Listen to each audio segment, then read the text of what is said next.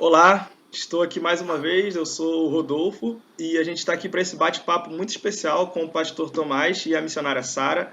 Eles que são missionários da Junta de Missões Nacionais e têm trabalhado aí ao longo dos últimos anos aqui na nossa região amazônica. E eu queria iniciar esse bate-papo pedindo para vocês se apresentarem um pouco, contar um pouquinho da história de vocês, Pastor Tomás e missionária Sara. Vocês já podem começar nesse momento contando sua história aí, como começou tudo isso, por que que vocês vieram para cá, para o Amazonas? Pode fazer essa introdução aí, por favor. Então, assim como o Rodolfo já me apresentou, né, eu me chamo Tomás e me converti aos 15 anos de idade. Eu não venho de uma família de tradição cristã, né, então aceitei e conheci o Senhor aos 15 anos de idade, num culto, numa igreja que não pertencia à nossa denominação, mas também desde pequeno estudei num colégio batista e pude ali ouvir a respeito do evangelho desde pequeno, né? Mas foi somente aos 15 anos que eu tomei essa decisão de caminhar com Jesus e desde então já meio que entendia, né, o chamado de Deus para minha vida, no chamado missionário, pastoral. E desde então o Senhor foi acrescentando, né, à minha vida esse desejo, né? Eu sou amazonense, mas fui criado no estado do Tocantins e retornei para o Amazonas para ingressar no campo missionário. Legal. Eu sou a Sara, hoje sou mulher do pastor Tomás. Eu sou de São Paulo, dá para perceber pelo sotaque, diferente daqui do Amazonas, né? Puxo o R bastante. Diferente do Tomás, eu nasci num lar cristão. Minha avó paterna se converteu e depois todos os filhos, meu pai, sempre fizeram parte da Igreja Batista. Então, a igreja minha de origem, a primeira Igreja Batista está em Paulista, no extremo da Zona Leste de São Paulo. De forma, assim, não diferente, mas eu sempre estive envolvida nos trabalhos missionários da igreja, com as ações, com algumas viagens. E quando eu tinha 23 anos, foi em 2000 e nem lembro mais, mas enfim, eu sou ruim de nome. Mas eu fui num acampamento de promotores de missões, lá em Sumaré, no Palavra da Vida, e lá eu conheci uma missionária, trabalhava na China, e eu sou esteticista de formação, e lá ela pôde compartilhar das coisas que ela trabalhava, né? Trabalhava com essa questão do bem-estar, da autoestima das meninas. E ali, de fato, eu entreguei minha vida. Me converti aos 9, 10 anos mais ou menos, me batizei aos 14, mas só com 23 anos eu entendi o, de fato, chamado específico missionário. Só que eu passei por muitos anos, né? Foram 7 longos anos aí de preparação e de dúvida e de pensando que não seria possível. Então, de fato, o campo missionário que eu me senti vocacionado foi para a China. Ainda não fui para lá. Pode ser que Deus chame agora, né? Mas, em 2017, eu, de fato, entreguei completamente, né, a vida ao Senhor e entendi. E vim para o Amazonas. Eu vim em setembro de 2017 para a viagem de barco missionário. Já estava inscrita no projeto Radical Amazônia. E 31 de outubro de 2017 eu cheguei no Amazonas. E foi o dia que eu conheci, na verdade foi o dia primeiro, né, que eu conheci o Tomás. Uhum. E nos conhecemos no projeto. Passamos por 2 anos aqui, a gente veio para a mesma cidade, mesmo. Eu comecei um trabalho de plantação de igreja na cidade de Marajó. E eu passei, na verdade, 1 ano e meio aqui, numa outra cidade aqui no Amazonas. Nos casamos e retornamos aqui para Tefé, para o convite, né, pela primeira Igreja Batista aqui em Tefé. E hoje a gente não trabalha mais especificamente em comunidades, mas continuamos trabalhando aqui na região de Tefé, na verdade, no Médio Solimões, né, onde tem algumas comunidades também. Certo. Sara, você falou que eu achei interessante, né, que você disse que teve um primeiro momento há mais de 7 anos atrás, né? E depois de 7 anos você veio para cá. né? Isso é algo bem interessante a gente perceber. O Tomás, ele contou uma história diferente, né? A história dele é diferente, a história pessoal. Ele veio para cá, para o Amazonas, ele é daqui, foi para o Tocantins e retornou para cá. O seu retorno para cá, Tomás, teve algum momento que marcou esse retorno ou foi só perceber a necessidade do campo? Eu faço essa pergunta aqui, antes de tu responder, porque tem muita gente que tem uma expectativa assim de chamado muito diferente. E algumas pessoas têm um chamado bem específico, bem diferente, e outras pessoas não. Outras pessoas percebem a necessidade, percebem que existe já uma ordem de Jesus para pregar o evangelho e vão. Eu queria saber como é que foi contigo, Tomás. A Sara explicou já como foi o chamado dela e como é que foi você vir para cá para o Amazonas novamente. Então, eu já havia recebido o chamado missionário, só que não de maneira específica, por exemplo, como a Sara mencionou a China.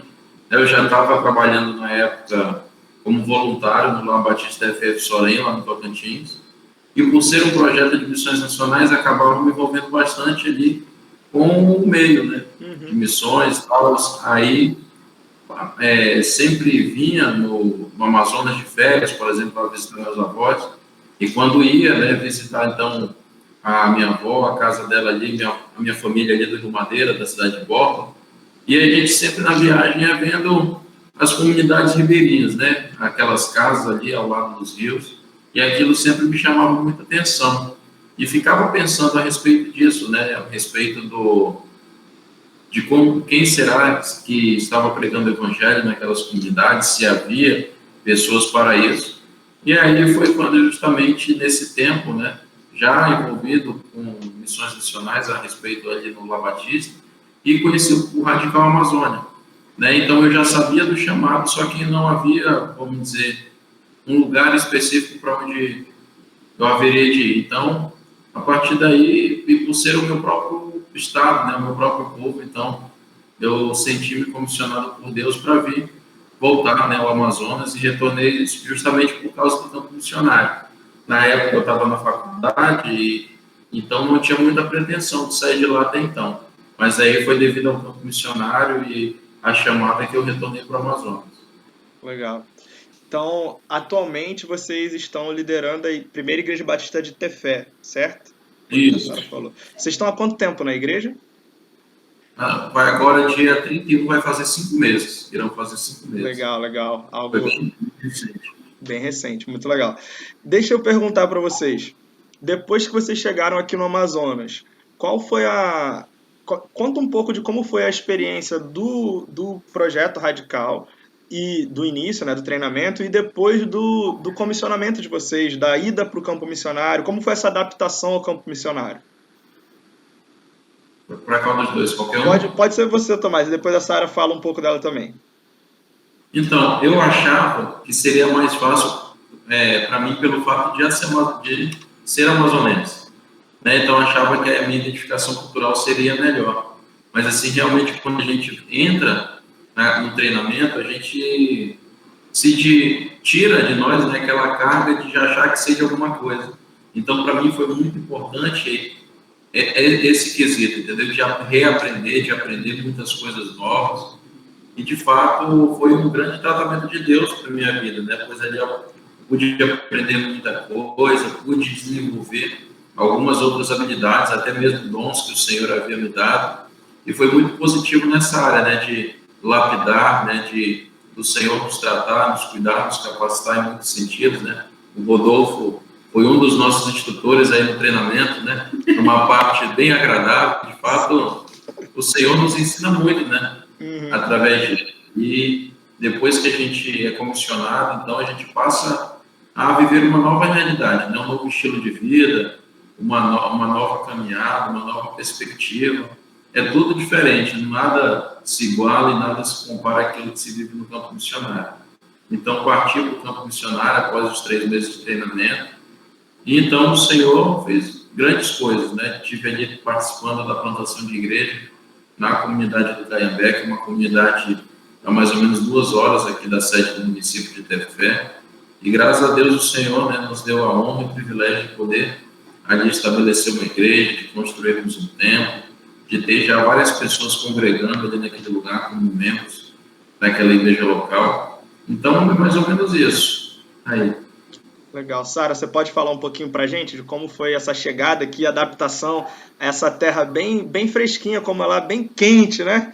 Diferente do que é São Paulo. Como a amazonense diz, é quente, quente, quente, né? 3 vezes.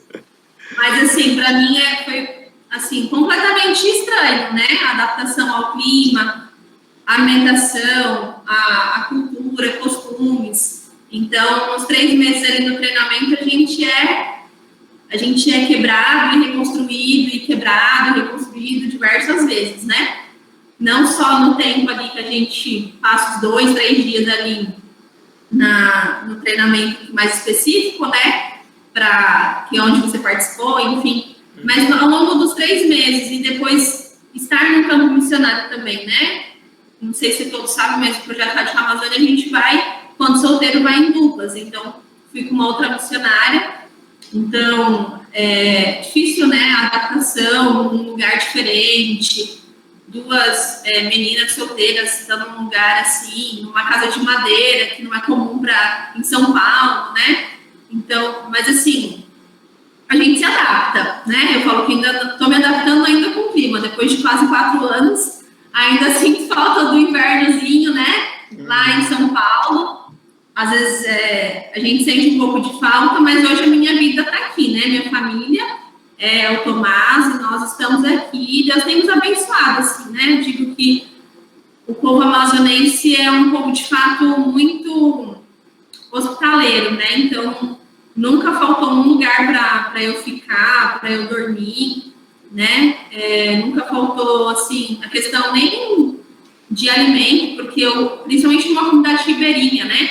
É muito família. Então, onde eu fiquei no Marajó, a maior parte do tempo, um povo que de fato abraçou a gente, né? Teve muito choro quando eu me despedi de lá, saí de lá. Mas, assim, é uma experiência que a cada dia a gente vive, de fato, no Senhor. E hoje eu falo que sou metade paulista e metade amazonense, né? Mas, assim, uma mudança completamente diferente. É muito, muito, muito diferente. Quem é do Sudeste sabe, né? Alimentação, clima, enfim, tudo que eu disse. Mas é um lugar que Deus colocou, de fato, no meu coração. Eu nunca imaginei morar no norte do Brasil. Amazonas, para mim, era só aquela coisa, né, de ver na televisão as onças, jacarés, o encontro das águas, só isso. Mas eu não imaginava que precisava tanto de missionários, de pessoas, de fato, comprometidas com o trabalho do Senhor para mostrar para essas pessoas. Então, viver o novo todos os dias. É interessante, Sara, o que tu disse, porque eu também sou do Sudeste, né, eu sou do Rio de Janeiro, e quando eu vim para cá, pro Amazonas, eu também tinha essa impressão. Eu só via o Amazonas pelo Globo Repórter, né? Pelo pessoal passando nas canoas, no rabeta, mostrando a floresta. Eu não sabia como era o povo daqui, não tinha esse conhecimento. E a gente chega aqui, quando vem de fora, se depara com um povo super acolhedor. Eu tive a oportunidade de fazer algumas viagens missionárias, né, nos interiores, e a gente é muito bem recebido nas casas. É algo que é estranho quando a gente vem de outro local, né? A gente entra nas casas, as pessoas convidam a gente para ficar, nunca falta um local para a gente estar, né? As pessoas são muito acolhedoras, realmente. E com isso a mensagem do Evangelho também tem um trânsito muito livre, né? A gente tem, realmente, alguns locais têm dificuldades devido a algumas questões culturais, mas em geral a gente tem as pessoas com o desejo de ouvir de Cristo, né? É algo bem interessante, bem natural aqui. E eu queria entrar um pouco nessa conversa agora. Eu queria perguntar para vocês como foi a experiência de vocês de campo, direto, chegando no campo. Vocês estiveram lá, iniciaram relacionamentos discipuladores, conheceram a comunidade, teve alguma... como foi esse início, assim, como foi começar a evangelizar? Quais foram as primeiras barreiras que vocês tiveram que vencer nesse processo? Eu queria que a Sara começasse respondendo e depois o Tomás, por favor. Bom, primeiro já começa que você é paulista e aí ele fala, né? Você é brancosa, você não vai dar conta de ficar aqui, sua pele é fina, né? Enfim, então eu tive alguns problemas assim de saúde, né? De adaptação. Mas a gente persistia. Muita coisa que eu não queria comer e que eu nunca imaginaria que poderia comer. Mas a gente sentava com eles sentavam no chão, a gente sentava no chão. Então, assim, o Marajó foi uma comunidade que a gente iniciou o trabalho, na verdade, né? Já tinham 2 outras igrejas, mas na Igreja Batista da Convenção Brasileira não tinha nenhuma. Então, eu e a Agatha, que era minha dupla de campo na época, nós 2 que iniciamos ali. Então, a gente tinha a nossa casinha e na nossa varandinha, assim, muito pequena, a gente começou a trabalhar com as crianças. A gente teve uma facilidade maior. Quem já foi numa comunidade ribeirinha sabe, né? Quando chega alguém de fora, as crianças são sempre as primeiras a chegar. E a gente teve uma facilidade grande porque a Agatha é pedagoga, então teve uma facilidade maior de trabalhar com as crianças, sempre muito criativa para os trabalhos. Então, a gente não teve muita oposição. Nós somos muito abençoados. Assim, eu, particularmente, fui muito abençoada ali no Marajó. É aquilo mesmo, né? As pessoas estão sedentas para ouvir. Quando você chega na casa de Ribeirinho, ele pode estar fazendo qualquer coisa, mas quando o missionário chega, ele coloca a camisa, se ajeita, senta ali na varanda e para te ouvir. Né? O amazonense, em geral, principalmente o pessoal do interior, tem muita cultura das histórias, contadas de pai para filho, né? Essa cultura. Então, eles gostam de ouvir as histórias, né? Então, a gente sentava ali com a Bíblia, tanto para os pequenos quanto para os mais velhos, a gente tinha essa facilidade. Os jovens, a gente tinha um pouquinho mais de dificuldade para trabalhar, até porque, não sei se é diferença de idade, eu tive uma dificuldade assim que, na verdade, não foi tão dificuldade. Quando eu cheguei no campo, eu tinha 30 anos. E aí eles achavam estranho eu ter 30 anos, ser solteira ainda, não ter filhos, eles achavam uma coisa assim, completamente absurda, como você nunca casou, mas você nunca teve marido, mas você deixou seus filhos em São Paulo, eu falava, não tem. Então já foi um choque para eles, né, uma moça de 30 anos ainda não ser casada, porque aqui é cultural se casar muito cedo, ter filhos mais cedo ainda. Mas assim, era uma comunidade pequena em relação ao Canhambé, onde o Tomás trabalhou, apesar de ser muito perto, uma da outra, dá uma distância mais ou menos de 1 hora de rabeta, mas assim, foi uma comunidade que nos recebeu muito bem, uma comunidade que a gente viu que estava assim, esperando mesmo a pessoa chegar para falar de forma bem clara e fazer a questão do discipulado, porque ali a gente viu a dificuldade, acho que no Amazonas inteiro, né, das pessoas terem questão de sincretismo religioso. Vai em um lugar, vai no outro, e tá tudo bem, né? Fala de Deus, tá tudo bem. Mas, assim, nunca eles tinham ouvido a palavra de Deus de forma clara, explicada, né? Então, a gente percebeu que isso foi muito diferente, assim, um discipulado mesmo, de ir na casa e sentar com eles, e conversar, e falar da palavra também. E aquela coisa, né, de cuidar das crianças, a gente demonstrou muito amor com as crianças.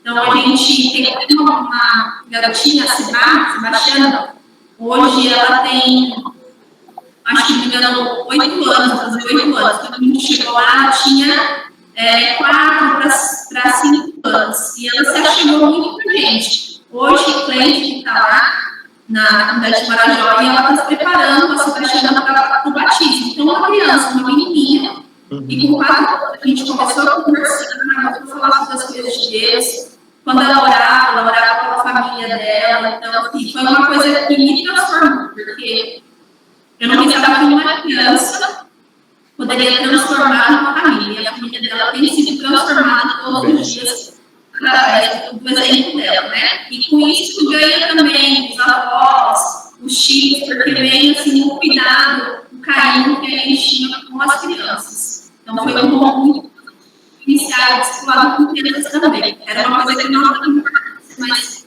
que a gente estava conseguindo fazer também. Legal. Tomás, fala um pouco de como foi lá na sua comunidade, quando você chegou lá em Canhambé. Conta um pouco pra gente. Então, quando eu cheguei em Canhambé, já havia se iniciado o trabalho com outros missionários.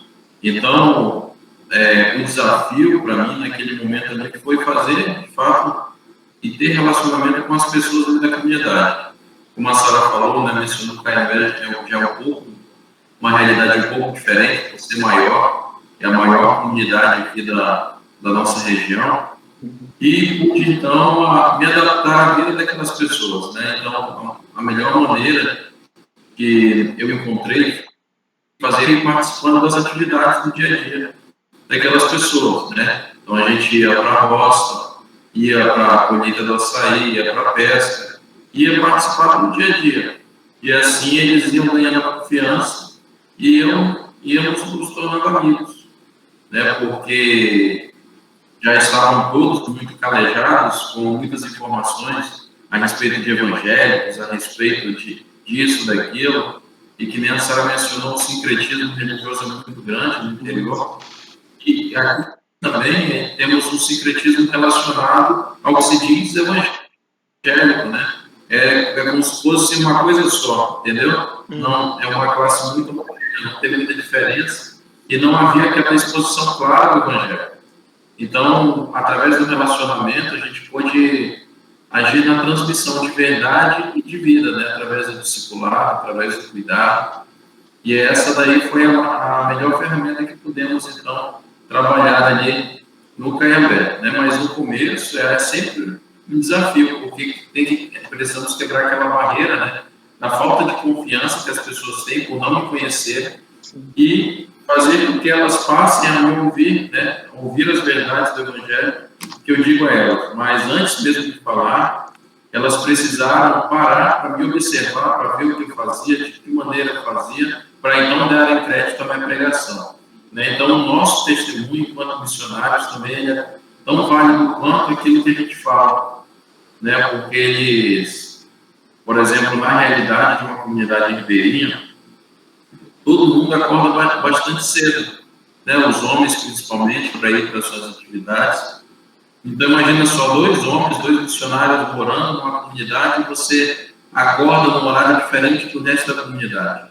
Então, eles vão começar a falar, mas os missionários são preguiçosos, tal, e isso não dá crédito a eles. Então, são aqueles detalhes que fazem com que a gente ganhe crédito e respaldo para a gente pregar o Evangelho. E algo que me chamou muita atenção nesse tempo foi porque a minha noção de urgência da pregação do Evangelho ela aumentou. Porque quando estamos, vamos dizer, em nossas comunidades locais, ou até mesmo envolvidos com outras coisas, nós não percebemos a urgência da pregação do Evangelho. Certa vez a gente foi fazer um estudo numa casa, e estávamos lá conversando com a senhora, que ela já havia perdido seu filho devido ao tráfico de drogas, que foi assassinado e tal. E aí ela perguntou para nós, né, por que, missionários, vocês demoraram tanto para chegar até aqui? Né, e aquela pergunta, de fato, ficou sem resposta, porque eu apenas me envergonhei e me constrangi. Né, e aquilo, eu ficava pensando, né, quantas pessoas não estão se perguntando a mesma coisa. Né, muitas e muitas comunidades se fazem a mesma pergunta, o mesmo clamor, né, por que o Evangelho tem demorado tanto a chegar até nós, né? Então, isso, estar na comunidade, né, se envolver com a comunidade, ver os problemas da comunidade, nos fazem também ter uma noção de urgência maior da pregação do Evangelho, né? Porque na comunidade as coisas parecem que acontecem mais à nossa vista, né? Isso, temos problemas na sociedade, por exemplo, como drogas, como abusos, violência, problemas familiares. Isso na sociedade em todo lugar acontece. Só que é um tanto quanto velado, né? A gente não consegue ter acesso tanto a esse tipo de informação, diferente da comunidade que está tudo ali à nossa vista. Né? Nós sabemos que tudo isso é fruto do pecado e que o remédio para tudo isso é somente o Evangelho de Jesus. Então, foi bom, na minha concepção ministerial, nesse sentido, de perceber a importância de me relacionar com as pessoas, viver relacionamentos saudáveis para pregar o Evangelho, pois a pregação do Evangelho é algo urgente, é algo que precisamos fazer logo e agora. É verdade. Eu queria salientar essa parte aí do testemunho, falar da importância do testemunho do missionário, né? Porque essa é uma conversa que às vezes é recorrente, um pensamento que às vezes é recorrente em quem é adolescente, quem é jovem, que começa a ouvir falar de missões, aí fala, poxa, eu quero ganhar o mundo inteiro para Cristo, eu quero dar minha vida, eu quero fazer tudo, mas às vezes a pessoa ainda não tem um testemunho de vida que seja coerente com a mensagem, né? A pessoa quer ir para muito longe, mas ainda não começou nem ali onde ela está. Né? Ela não se relaciona com as pessoas não conhecem a vida dele, né, dela, não conseguem ver Cristo nela. Então, há uma necessidade muito grande da gente fortalecer essa ideia de um bom testemunho do cristão. Né? E ele começa ali onde ele está, vai fazendo a obra de Deus, e Deus vai levá-lo para outros locais, se assim for do agrado de Deus, né? Vai levando ele para outros locais. Então, esse ponto realmente é muito importante, né? O testemunho, tanto para quem está aqui na cidade, quanto para quem está numa comunidade do interior, esse andar junto, né? Que faz com que as pessoas vejam Cristo em nós. Isso vai dar peso à nossa mensagem. E assim, Rodolfo, isso algo que a gente tem trabalhado muito aqui na igreja. Nós hoje, aqui na Primeira Igreja Batista de Tefé, estamos vivendo um momento de revitalização, né? Que, infelizmente, devido aos percalços aí da caminhada, muitos se perderam, muitos saíram. Estamos hoje, então, revitalizando esse trabalho, né, buscando reativar a relevância da igreja na cidade, o mandato evangelístico e tal. E às vezes nós estamos aqui, os irmãos, muito preocupados. Nós precisamos enviar missionários para as nações, precisamos enviar missionários para os outros estados do Brasil. E eu costumo dizer, né, você quer dominar o mundo, comece primeiro arrumando a sua cama. E às vezes é assim, né, que nem você falou, arde aquela chama no meu coração de ganhar o mundo inteiro, mas eu não começo tendo uma atitude aonde eu estou. Às vezes dentro do meu lar, né, eu não tenho um bom testemunho. Às vezes a gente tem uma frase que chama a atenção, que é mais ou menos dizendo isso, né, que às vezes a gente quer ser missionário na África, mas eu não dou bom dia nem para o meu vizinho. Então, o nosso bom testemunho aonde estamos inseridos é fundamental, né? Tendo um bom relacionamento com as pessoas, de fato, vivendo uma espiritualidade saudável, uma espiritualidade que pratica, de fato, o que o Evangelho nos traz, né? Então, assim, você que está assistindo e tem pensado a respeito do campo missionário, a respeito dessa chamada, comece a praticar o bom testemunho. Hoje nós vivemos uma sociedade muito marcada por escândalos ligados ao nome evangélico, ao nome gospel, ao nome crente, ao nome cristão. Então faça, né, o favor de viver o bom testemunho, pois nós precisamos alcançar não somente as comunidades ribeirinhas, mas as nossas cidades, os outros países precisam ser alcançados pelo Evangelho, e o seu testemunho certamente é usado para isso. Legal. Eu queria tocar também num ponto que a Sara falou e o Tomás falou bem no início, que foi impactante para mim, porque o Tomás falou que ele começou a ouvir o Evangelho no Colégio Batista. Você estudou em qual colégio, Tomás? Só para eu saber. No Colégio Batista de Palmas. De Palmas. Pois é, eu sou professor do Colégio Batista da Nelson, do Instituto Batista da Nelson, aqui em Manaus. E isso me chamou a atenção, porque muitas vezes a gente negligencia o peso da mensagem pregada às crianças e aos adolescentes, como se fosse uma outra classe de gente, né? Uma subclasse, uma classe menos importante, porque às vezes a gente não consegue perceber aquele fruto de imediato. A gente até vê fruto de conversão, mas aí dificilmente a gente vê uma ação muito grande vindo de uma criança ou de um adolescente. Eu queria que você falasse um pouco, Sara, dessa importância do trabalho com as crianças que você teve lá na sua comunidade, o quanto você já contou um pouco ali da Sebastiana, né? Que se converteu e tal, e já vai para o batismo, isso é muito bom, e já levou a família dela. Então eu queria que você comentasse um pouco mais sobre isso. Bom, quando a gente chegou no Marajó, muitas crianças, né? A comunidade ribeirinha tem muita criança, e a nossa casa ficava ao lado da quadra e bem do ladinho da escola também, da comunidade. Então, as crianças passavam pela nossa casa para ir à escola. E aí aquilo, né? Elas acordavam cedinho para a escola, e se a gente tivesse com a janela aberta, elas já subiam na nossa varanda e iam ver a gente, né? Então elas queriam estar com a gente o tempo todo. E aí a Agatha, ela falou assim, vamos fazer um campeonato de decorar versículo. E aí, no final do mês, a gente entregaria um prêmio para essas crianças. E aí, a gente fazia isso na hora do intervalo deles. Então, eles tinham um intervalo entre 10 da manhã e 10h30. Nessa meia horinha, eles podiam sair do pátio, porque é comunidade, enfim, e ficavam ali no campo, só que as crianças juntavam, assim, a gente tem até uma foto com, acho que, sei lá, umas 30 crianças na nossa varanda, e essas crianças saíam e chegavam e a gente pegava, decorou o versículo, e decorei, todos os dias, na verdade, a gente tinha um versículo, dava o do dia, e do dia seguinte a gente já entregava outro. E aquilo foi o primeiro, assim, chamariz, porque aí todo mundo, as outras duas igrejas, de outras denominações, não davam muita atenção, né? Tinha até uma atividade ali no sábado, mas uma coisa assim muito superficial. Mas ali as crianças, os pais, na verdade, começaram a perceber que as crianças estavam ensinando, porque as crianças iam decorando, memorizando em voz alta o versículo. Saíam da escola, falavam, quem é o bom pastor? Jesus é o bom pastor que dá vida pelas suas ovelhas. E aí, assim, iam, e elas iam cantando, iam decorando, e escreviam na mão, porque perdiam um papel, e quando perdiam um papel do versículo, ficavam desesperadas, e iam na nossa casa para buscar outro.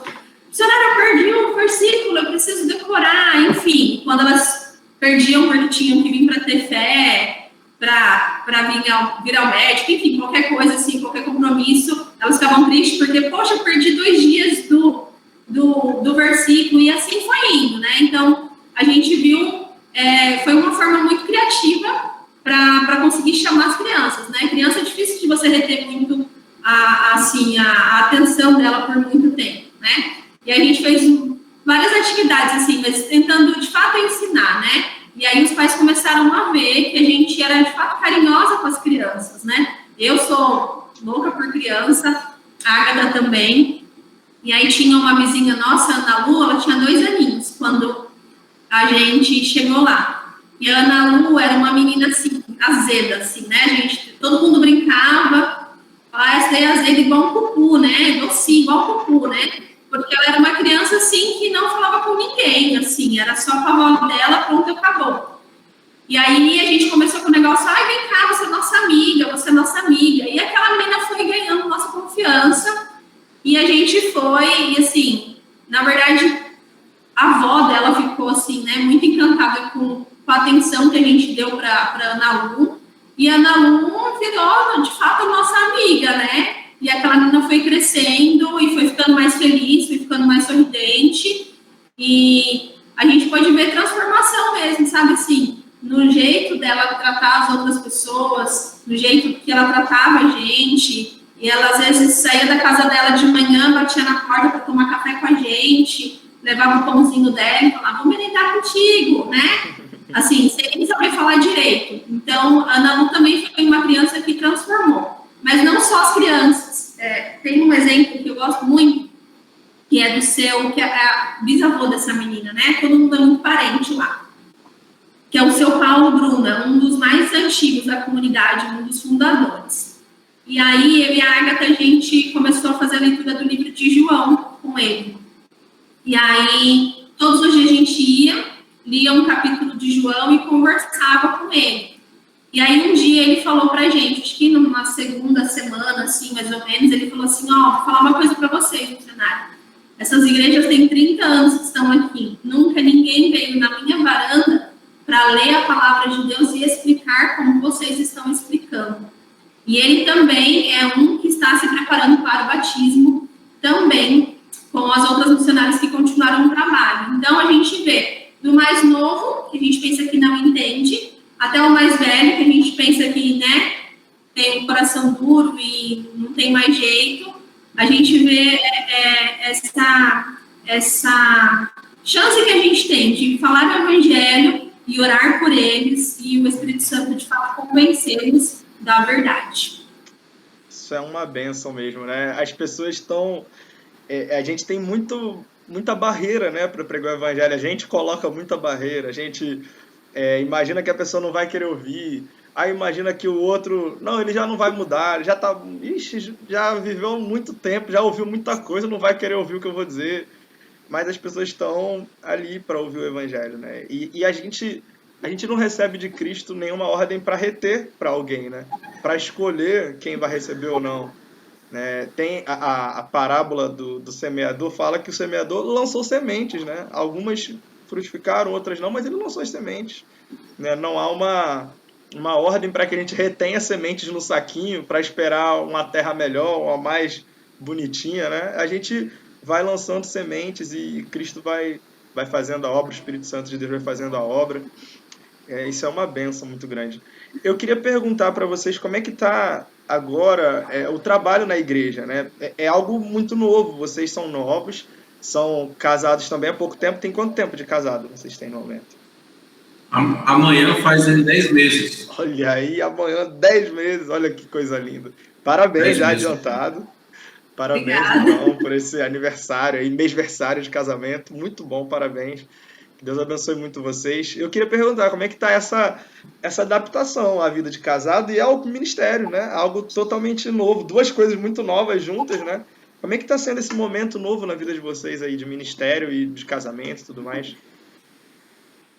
Então, tudo novo, né? Que nem você acabou de dizer aí, que estávamos acostumados a trabalhar em dupla, e aí, às vezes, a dupla tem sua peculiaridade, né? Um respeita o espaço do outro e está todo mundo certo.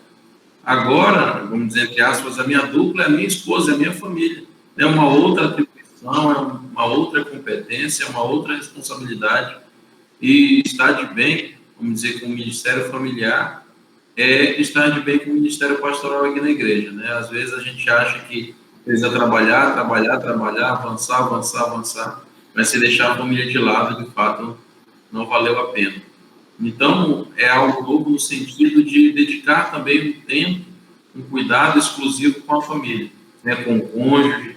Aqui na igreja temos vivido muito, né? E trabalhado essa questão da família se cuidarem, porque encontramos um cenário onde as famílias da igreja estão tanto quanto perdidas, quanto largadas de cuidado, que se acham que somente o trabalhar aqui na igreja, participar das atividades e largar a sua família para lá é suficiente. E hoje nós estamos cuidando dessas famílias, né? E isso eu só posso multiplicar esse cuidado se é algo que está acontecendo entre a minha vida e a vida de Sara.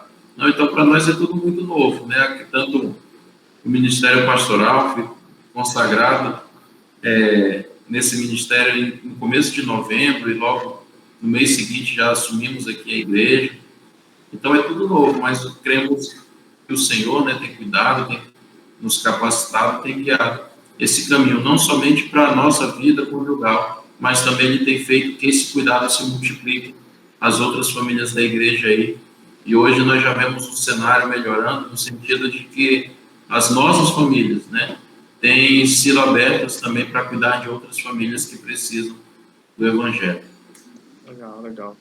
Muito bom. A gente está caminhando já do meio para o fim da nossa conversa. Eu queria perguntar para vocês qual é a perspectiva futura que vocês têm. O que vocês esperam aí em ter fé? O que vocês querem alcançar? Quais comunidades estão na mente de vocês? A cidade? Quero saber como estão essas coisas. E depois, para encerrar, eu vou querer ouvir um testemunho que vocês viveram no campo aí, que vocês podem trazer para a gente, para nos ensinar um pouco mais também. Aí, nesse primeiro momento, então, quais são os projetos futuros? Quais são as ideias aí? Então, hoje, aqui em Tefé, nós temos uma igreja batista organizada, que é a primeira igreja batista, e temos outras 2 congregações aqui na cidade. Então, nós temos sonhado em fortalecer a igreja, fortalecer umas congregações, realizar as emancipações, e temos sonhado com uma igreja em cada bairro da cidade. E nós começamos, então, colocar na mente, no coração dos nossos irmãos, que cada casa também pode ser uma extensão da igreja no sentido de receber novas pessoas, no sentido de acolher os seus vizinhos, e ali começar um ponto de pregação do Evangelho, né? Nós temos irmãos bem espalhados nos bairros da cidade e temos falado a eles, né, que a casa deles serão as futuras novas igrejas batistas aqui de Tefé. Então, nós estamos sonhando em alcançar a nossa cidade com o Evangelho de Jesus. Agora, daqui mais um pouco, né, já temos sonhado com isso, conversado e até mesmo trabalhado para alcançar as comunidades do Rio Tefé. Nós já trabalhamos no Rio Solimões e agora o Rio Tefé é um rio uma região, junto com um rio chamado Curumitá, que são localidades que ainda há poucos trabalhos sendo realizados. Ali em torno de 60 comunidades nesse entorno, e daqui de Tefé até a última comunidade são cerca de 40 horas de viagem, é mais ou menos daqui para Manaus. Então longe, só que nós estamos dentro do próprio município.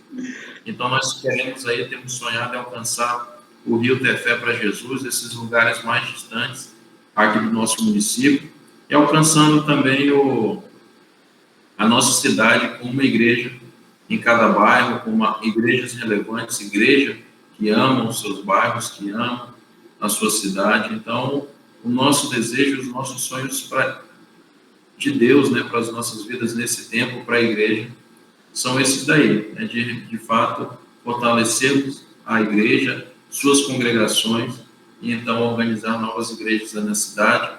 Quem sabe futuramente, eu e Sara também temos já colocado em oração, temos aqui o Colégio Batista de Tefé, né, que de fato vai abençoar a cidade, e nós cremos que é uma ferramenta poderosa, né, de proclamação do Evangelho, de demonstrar a relevância e o cuidado do reino de Deus para com essa cidade.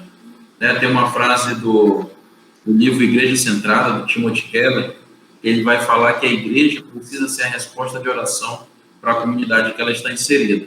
E nós, de fato, devemos ser isso para essa cidade, né? E esse é o nosso sonho, trazer para a cidade de Tefé, né, aperitivos, né, um pouco do reino de Deus através de nós. Esse é o nosso desejo. Benção.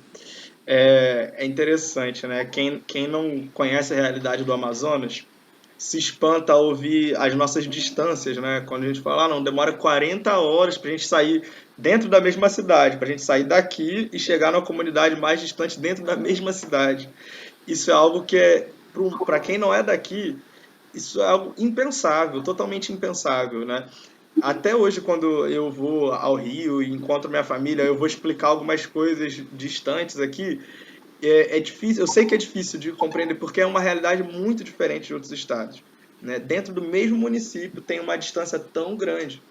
E Deus há de dar meios, né, para alcançar esses locais. Porque a gente fica muito preocupado, né, com os meios, mas o Deus da missão, ele dá os meios também para o cumprimento dessas missões, né? Ele continua sustentando vocês, vai guiá-los aí para que vocês cheguem nos locais mais distantes de Tefé, apresentem o Evangelho de Cristo.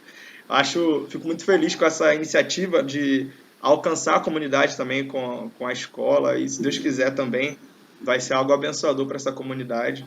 Há um peso muito grande nisso, há uma importância muito grande em anunciar Jesus para essas crianças e adolescentes, né? Eu queria pedir para vocês contarem algum testemunho de campo que marcou vocês. Pode ser tanto da comunidade que vocês estiveram, ou agora na igreja, ou mesmo no relacionamento de vocês, algo que Deus tem abençoado de forma especial, provisão de Deus, ou algum relacionamento que tem transformado a vida de vocês aí no campo. Que vocês podem começar. Pode começar, Sara, se você quiser, aí depois eu Tomás encerro. Bom, eu tenho um específico, assim, na verdade, bom, você é do Rio, você conhece bem as organizações missionárias, né?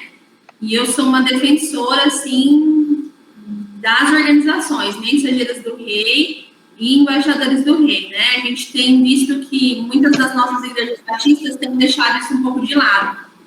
E é de uma importância, assim, tremenda. Eu falo principalmente aqui no Amazonas. Para quem é daqui, conhece a realidade daqui, sabe como a questão de abuso, de início da vida sexual entre os adolescentes, assim, crianças, na verdade, né? Muitos iniciam muito jovens mesmo.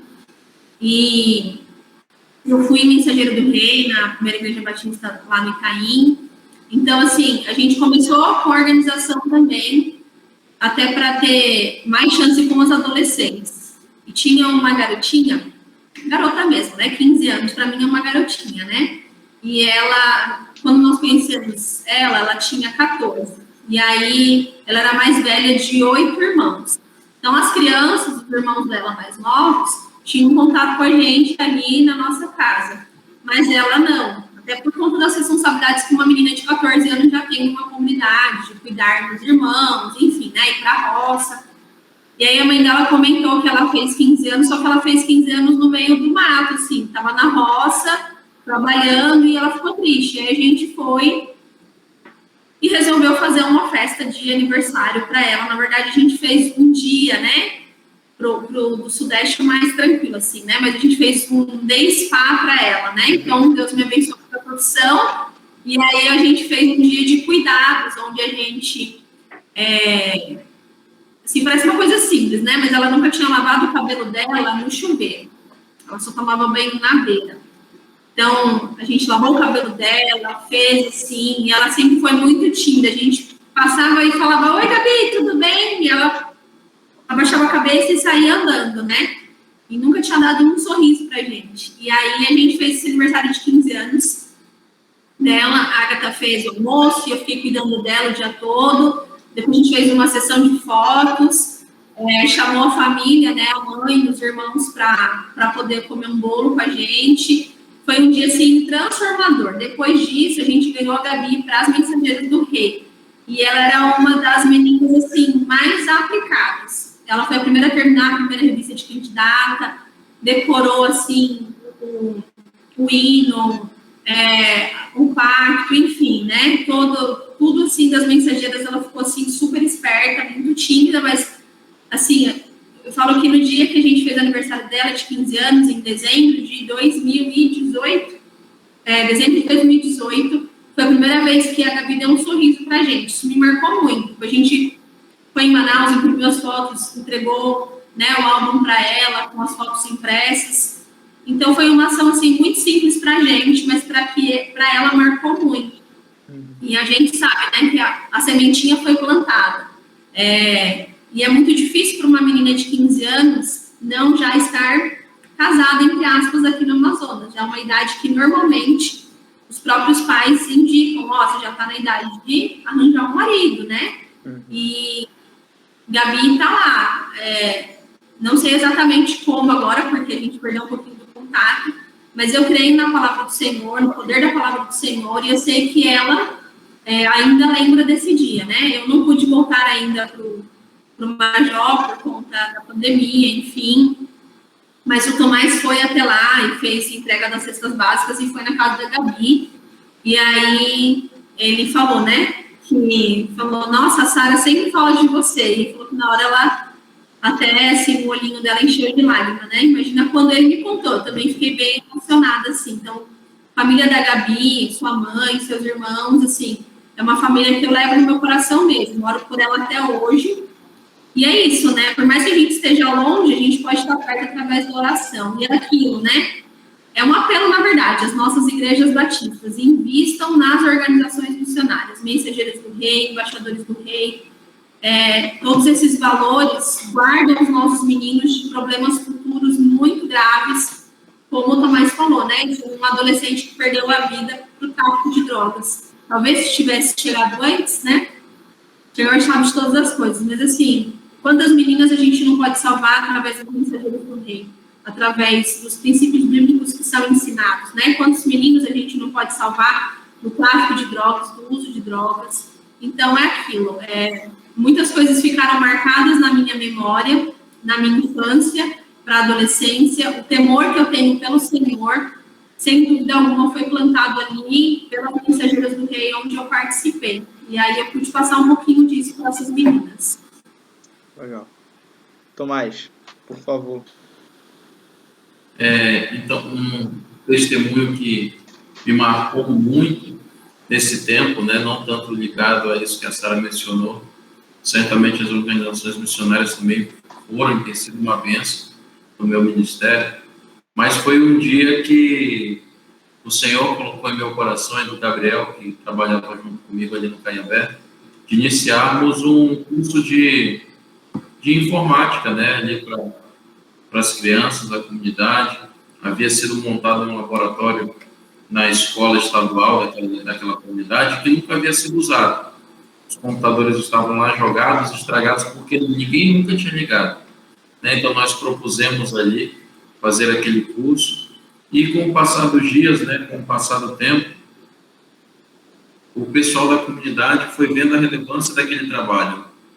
E até o ponto de, uma determinada vez, né, eles falaram, não, nós queremos pagar para vocês, para que vocês façam isso por nós, tal.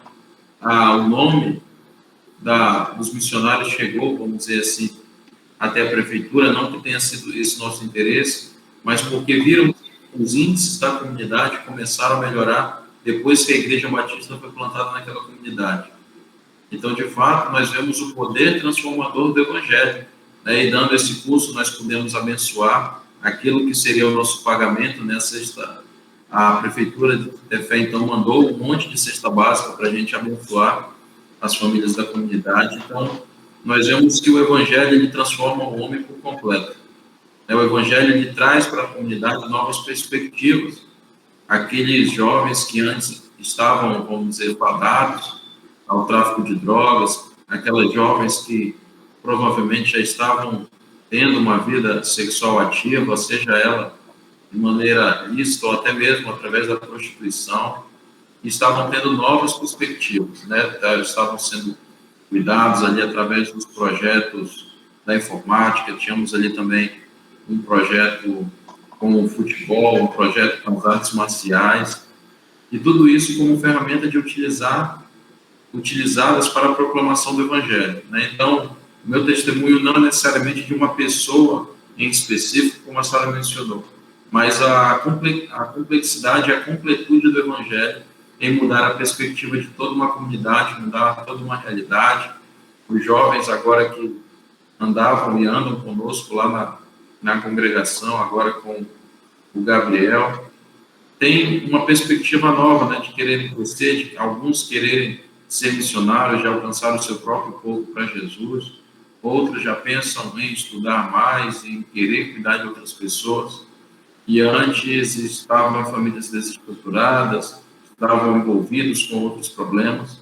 Então, só o Evangelho de Jesus Cristo transforma, só Jesus transforma, ele transforma uma comunidade por inteiro. Antes, uma comunidade bastante conhecida pelos problemas, hoje uma comunidade conhecida pela igreja que tem, né? Pela igreja que, de fato, várias e várias vezes o pessoal chega lá perguntando, né?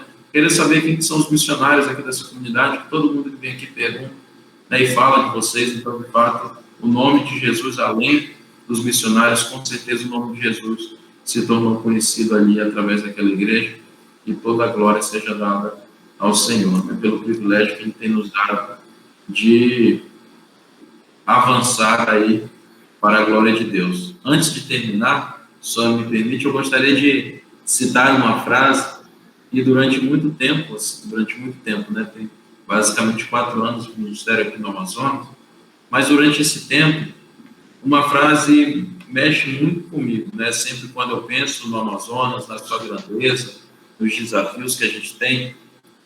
É uma frase do livro Apóstolo da Amazônia, quando vai contar a respeito da biografia do Eurico Nelson. Eu gosto bastante de biografia missionária. E ele vai dizer o seguinte: é necessário que se levantem mais moços e moças completamente cheios das altas abnegações, a fim de entrar em florestas, barrancos, vilarejos e vilas, a fim de fundarem congregações, igrejas, asilos e hospitais. De fato, é necessário que mais jovens se levantem, né, para que olhem para os barrancos do Amazonas, do nosso estado, e vejam ali uma oportunidade de pregar o Evangelho. Nós precisamos, de fato, alcançar o Amazonas. Nós temos um desafio, né, do tamanho do Amazonas, e só vamos parar até ganharmos o último ribeirinho, né? Essa é a nossa missão, alcançarmos a todos com o Evangelho. Verdade.